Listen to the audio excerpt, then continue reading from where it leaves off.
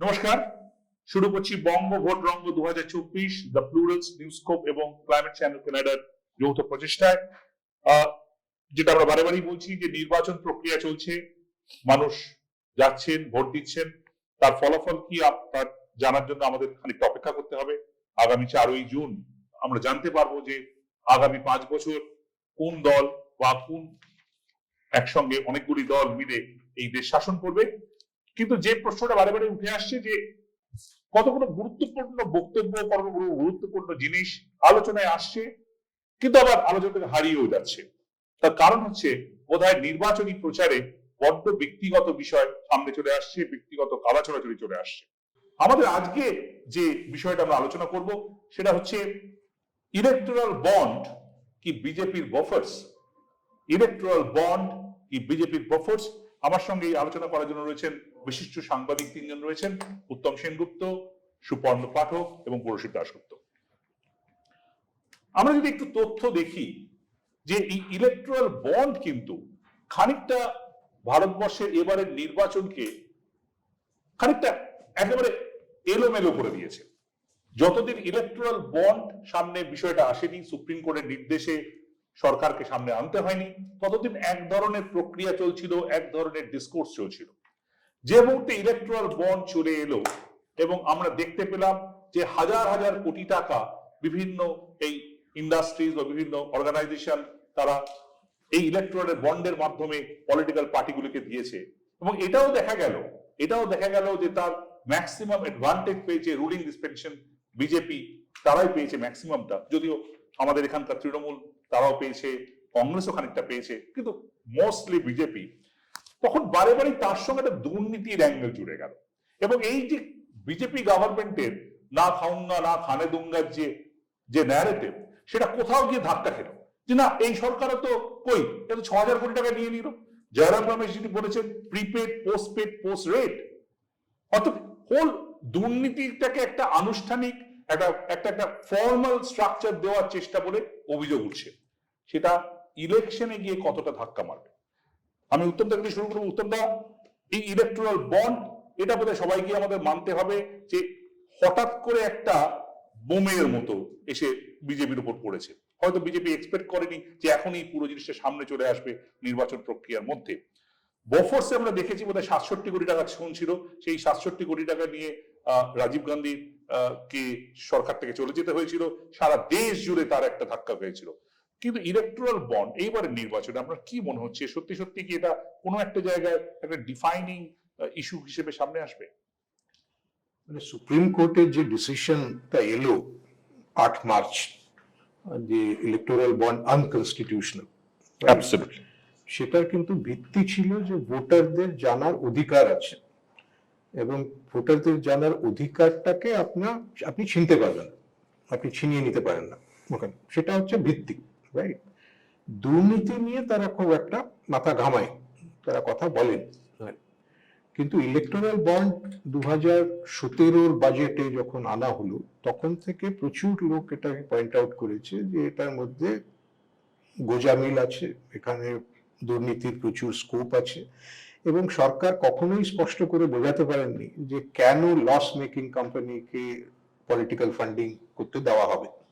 যে কোম্পানিটা প্রফিট আর্নই করছে না, সে কেন হাজার হাজার কোটি টাকা কোন পলিটিক্যাল পার্টিকে কিভাবে দেবে?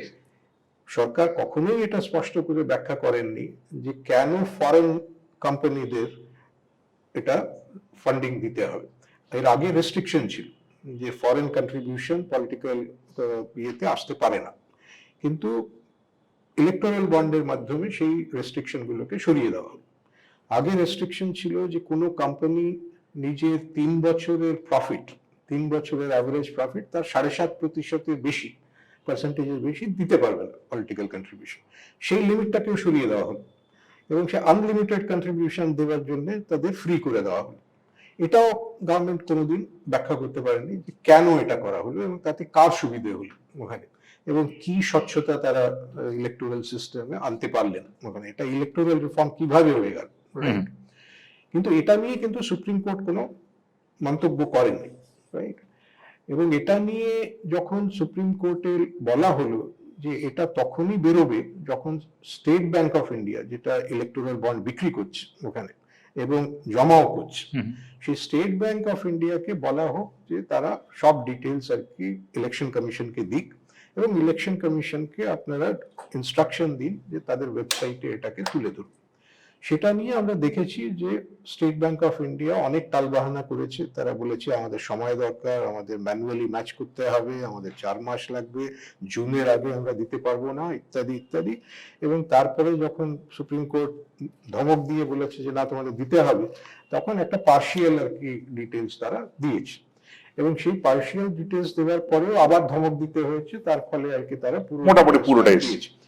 কিন্তু এই জিনিসটা কিন্তু ইনভেস্টিগেশন সাপেক্ষ, যে একটা কুইড প্রো কো আছে কি না, একটা মরিশাস বেসড কোম্পানি বা সিঙ্গাপুর বেসড কোম্পানি তারা কেন হঠাৎ ভারতের একটা রাজনৈতিক দলকে আর কি ইয়ে দিল, এটা নিয়ে একটা সন্দেহ আছে ওখানে। তো এটা কেউই এক্সপেক্ট করেনি সুপ্রিম কোর্টের রুলিং, এবং এটা সকলের কাছেই একটা বড় ধাক্কা ছিল। কিন্তু এটা ইলেকটোরাল ইস্যু এই জন্য হয়নি যে এটা সংবাদ মাধ্যমও পরিষ্কার করে বোঝায়নি, ওখানে লোকের কাছে এটা পৌঁছয়নি। তৃতীয় যেটা ইয়ে হয়েছে সেটা হয়েছে যে যে বিপক্ষের যে পার্টিগুলো, বিরোধী দলগুলো, তারাও এই ব্যাপারটাকে জনতার কাছে, জনগণের কাছে নিয়ে যেতে পারেনি। এবং ফোর্থ একটা রিজন আছে যে বিজেপি খুব সাকসেসফুলি এটাকে এক্সপ্লয়েট করেছে, যে প্রত্যেকটি দলই কিন্তু ইলেকটোরাল বন্ড পেয়েছে, সিপিএম ছাড়া। গোটা পৃথিবীতেই কিন্তু এই পলিটিক্যাল ফান্ডিং একটা বড় ইস্যু, এবং এর নানান রকম অর্থনীতিতে খুব টেকনিক্যাল টার্ম আছে এগুলোর জন্য। এরা সবাই টাকা দিয়ে কিছু না কিছু সুযোগ নিয়ে নিতে চায় পলিটিক্যাল পার্টিগুলো। এটা চিরকালীন ব্যাপার, এটা যে ভারতবর্ষের ইতিহাসও ছিল না তা নয়। আমেরিকান ইতিহাস দেখলে আমার ধারণা ওই 1910-এর দশকে আমেরিকায় এই ঘটনাটা একদম মানে এত প্রত্যক্ষভাবে এসেছিল যে তৎকালীন প্রেসিডেন্টকে লিখিত জবাব দিতে হয়েছিল।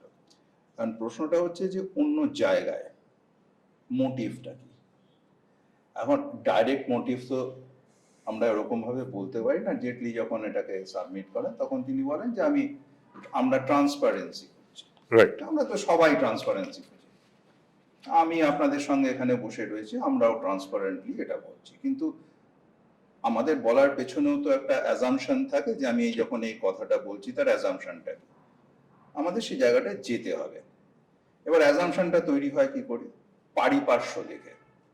আমার পাড়ায় আমার বাড়ির সামনে একটা লোক বারে বারে থুতু ফেলে, আমি কিন্তু দেখতে যাই না যে সে লোকটা অসুস্থ কিনা, আমি ধরে নিই লোকটা বাজে, ও আমার বাড়ির সামনে থুতু ফেলে দিচ্ছে, আমার অ্যাজাম্পশন।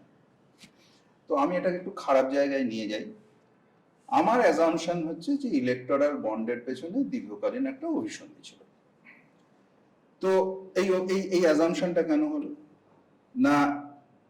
তথ্য বলছে, বিভিন্ন সিভিল সোসাইটি যারা এই সমস্ত তথ্য দিয়েছে, আমি পড়েই দিচ্ছি যে 41টা কোম্পানি সিবিআই ইডির প্রোব ফেস করছিল। তারা সবাই মিলে 2471 কোটি টাকা বিজেপিকে দিয়েছে। ফাইল তো একটা অদ্ভুত জিনিস, বন্ধ করে দিলে থেকে যায়, এখন সে ফাইল বন্ধ আছে।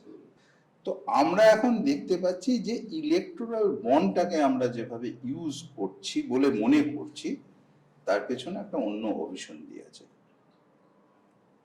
টাকাটা এক্সট্রাক্ট করা। Corruption is no longer an issue in the state. এবার লুকিং ফরওয়ার্ড সেটার যে কি ইমপ্যাক্ট হতে পারে সেটা গান্ধী কি ভাববেন। আবার একই জায়গায় কিন্তু আমি একটা অন্য পয়েন্ট করার চেষ্টা করছি। আমরা একটা মডেলের কথা শুনি, পলিটিক্যাল রেন্ট সিকিং। হ্যাঁ, যে কলকাতার রাস্তায় বেআইনি অটো চলবে, কোন একটা পলিটিক্যাল ক্লাউডকে আমি রেন্ট আউট করছি, তাকে আমি পয়সা দিচ্ছি, রেন্ট দিচ্ছি, সে আমায় অ্যালাউ করছে। এটা কি পৃথিবীর ইতিহাসে সবচেয়ে বড় ইনস্টিটিউশনাল পলিটিক্যাল রেন্ট সিকিং এই ইলেকট্রাল বন্ড? হ্যাঁ, প্রকারান্তে তাই। কিন্তু এখন জিনিসটা আমি যদি একটু অন্যরকম ভাবে এক্সপ্লেন করি, আমাদের উত্তম তারপর সুপর্ণ যেভাবে বোঝালো, আমি সাধারণ লোকের মতো মানে ভাবতে চেষ্টা করি। সেখানে আমরা দেখব যে এটা হিস্ট্রিটা কি। এই ইলেকট্রাল বন্ডটা প্রথমে যখন শুরু হয় সেটা কিন্তু আমাদের ইউপিএ গভর্নমেন্টই চেষ্টা করেছিল এটাকে ইন্ট্রোডিউস করার আগে। মানে ইলেকটোরাল রিফর্মস এর নাম করে, Right. কিন্তু সেটা পারেনি। প্রথম প্রশ্ন হচ্ছে কি পারেনি, তার কারণ হচ্ছে কি শুধু যে অপোজিশন অপোজ করে তা নয়, কংগ্রেসের মধ্যে লোকজন অপোজ করেছে, এটা করা যাবে না। তার একটা বড় কারণ হচ্ছে কি এই পলিটিক্স যারা করে, পলিটিক্যাল পার্টিটা টাকা তোলার একটা মানে প্রধান অস্ত্র হিসেবেই এটা ব্যবহার করতে চায়, এবং সেই কোথা থেকে টাকাটা পাচ্ছে সেই টাকাটা কখনো ডিসক্লোজ করবে না। একটা একটা মানে প্রাথমিক আমাদের জ্ঞানের হিসেবে যে একটা যে কোম্পানি চলবে বা যেখানেই চলবে এদের টাকার তো আয় ব্যয়ের একটা হিসেব থাকবে, কিন্তু এরা কখনো দেবে না। এই পলিটিক্যাল পার্টি যেটা দেয় না, এইটাকে ওরা একেবারে যেটা করলো ইনস্টিটিউশনালাইজ, যেটা পরে বিজেপি যেটা করলো সেটা ওই 2017-তে এটা বোধহয় ইন্ট্রোডিউস হলো ইলেকট্রাল রিফর্মস এর নাম করে আনলো।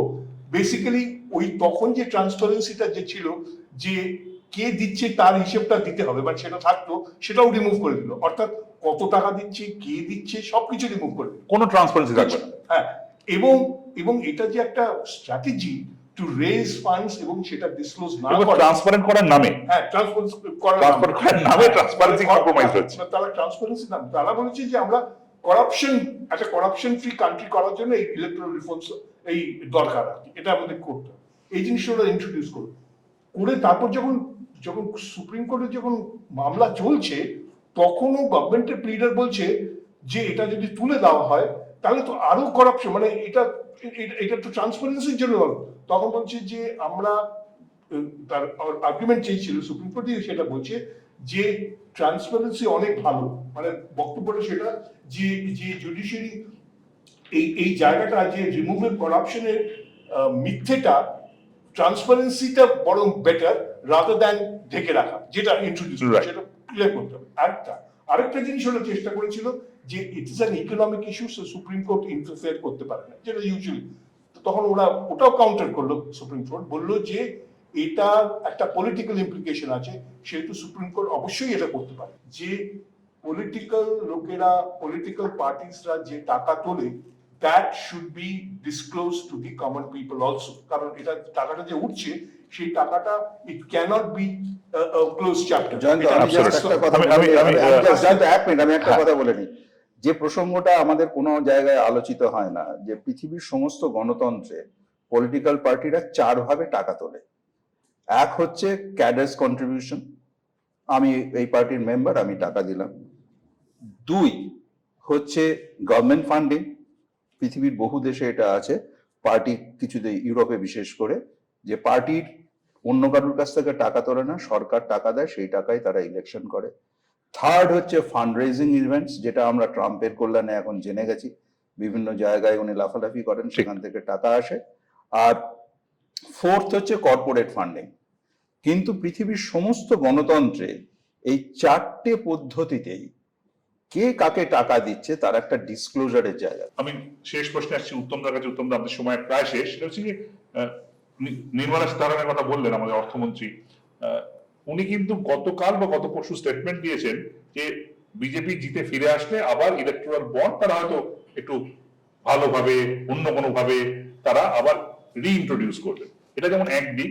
অন্যদিকে আরেকটা ফিগার আমরা দেখছি যে যেটা নিয়ে আপনি বলছেন যে দুর্নীতির কথাটা আসেনি, এখানে আমি দেখছি হেলথ সেক্টরে একটা হসপিটাল গ্রুপ এবং 36টা মেডিসিন কোম্পানি তারা 903 কোটি টাকা দিয়েছে, যার বেশিরভাগটাই গেছে বিজেপির কাছে, আরো 2-1টা অন্যান্য স্টেট পার্টির কাছে।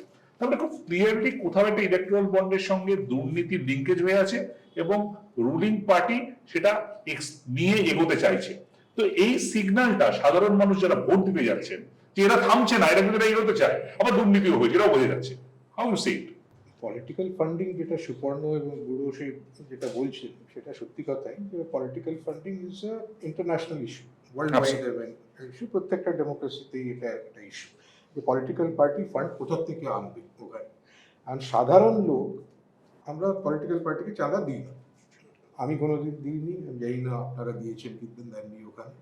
তো সাধারণ মধ্যবিত্ত লোক যদি পলিটিক্যাল পার্টি, ছোটবেলায় কলেজে হয়তো এসএফআই দিয়েছি বলে মনে পড়ে কিছু, সেটা যদি চাঁদা হয়ে থাকে, যদি ব্যবসায়ী এবং ইন্ডাস্ট্রিয়ালিস্টরা তারা টাকা দেয় এবং হাজার হাজার কোটি টাকা দেয়, তো তাহলে পরে তাদের একটা সুবিধা পাওয়ার না হলে দিলে কেন থাকবে ওখানে, এবং তারা সেটা না হলে পরে দেবে কেন। বিশেষ করে loss making company ও টাকা দিচ্ছে। অ্যাক্টিভিটি যখন হচ্ছে, তো পলিটিক্যাল অ্যাক্টিভিটির জন্য টাকা দরকার। একটা চাদর ইয়ে করে একটা সাউন্ড সিস্টেম নিয়ে এসে ধর্ণা দিতে হবে, তাহলে টাকা তাতেও আর কি টাকা দরকার। সেই টাকাটা আসবে কোথা থেকে? এবং আসবে Election এ কিভাবে? আমরা দেখছি যে লক্ষ লক্ষ কোটি টাকা আর কি খরচা হচ্ছে ওখানে, এটা কোনো লুকোনো কিছু নেই ওখানে। সেই টাকাটা আসছে কোথা থেকে? এখন যে ইলেকশনের মধ্যে টাকা ধরা পড়ছে ওখানে, ইলেকট্রাল বন্ড তো শেষ হয়ে গেল, কিন্তু তা সত্ত্বেও তো টাকা ধরা পড়ছে, তা সত্ত্বেও তো আর কি মানে ক্যাশ ধরা পড়ছে, জুয়েলারি ধরা পড়ছে, লিকার ধরা পড়ছে ওখানে। সেগুলো কোথা থেকে আসছে, কে ফান্ড করছে? তো এটা একটা মানে সিরিয়াস ইস্যু, এবং এটা খালি ইলেকট্রাল বন্ড রেস্টোর করে বা ওটাকে রিফর্ম করে এটা সম্ভব না। সম্ভব নয়। কিন্তু সেটা নিয়ে মানুষকে ভাবনা চিন্তা করতে হবে, পলিটিক্যাল পার্টিদের ভাবনা চিন্তা করতে হবে, এবং আমার ধারণা যে এটা ইলেকশন কমিশনের দায়িত্ব। ইলেকশন কমিশন নিজের দায়িত্ব পুরো করছেন না। ওরা আর কি ডিবেট করবে, ডিসকাস করবে। আমরা যেটা এই আলোচনা থেকে বেরিয়ে এলো, যে যেটা উত্তম দা শেষ করলেন, যে এটা election commission has to take a front role, তারা বোধহয় করছেন না। কিন্তু এটাও আলোচনায় হলো যে ইলেকট্রাল বন্ডটা এমন একটা বিষয়, সেই খানিকটা মানে কতটা কি, কারা দিচ্ছে, আমি তো দিচ্ছি না, মানে এটা সাধারণ মানুষের খানিকটা বোধগম্যতার বাইরে বলে অ্যাপারেন্টলি মনে হচ্ছে। তো পাশাপাশি এটাও ঠিক একটা পারসেপশন তৈরি হচ্ছে যে এই সরকার বোধহয় কোম্পানি থেকে প্রচুর টাকা তুলেছে, এইটা তারা বুঝছেন, কি করে তুলেছেন, কেন তুলেছেন, উচিত হয়েছে কিনা অন্য প্রশ্ন। এবং আমি কথা বলছিলাম কিছু যারা এই পলিটিক্যাল প্রসেস রিসার্চার তাদের সঙ্গে, তাদের বক্তব্য হচ্ছে যে ভারতের এবারের নির্বাচনে ইলেকট্রাল বন্ডের পূর্ববর্তী অবস্থায় যে ধরনের ডায়নামিক্স ছিল, সেই ডায়নামিক্সটা বেশ খানিকটা হলো চেঞ্জ হয়েছে। সেটা সিগনিফিকেন্ট চেঞ্জ কি চেঞ্জ না সেটা সময় বলবে, কিন্তু চেঞ্জ হয়েছে। তো ইলেকট্রাল বন্ড তারা সত্যি সত্যি বিজেপির বোফোর্স হবে কিনা সে উত্তর দেওয়ার জায়গায় বোধহয় আমরা কেউই নেই। কিন্তু এটা যে একটা সিরিয়াস সিগনিফিকেন্ট ইস্যু ভারতের পলিটিক্যাল ডিসকোর্সের জন্য, ইলেকট্রাল পলিটিক্সের জন্য, সে নিয়ে কোনো সন্দেহের অবকাশ নেই। শেষ করছি।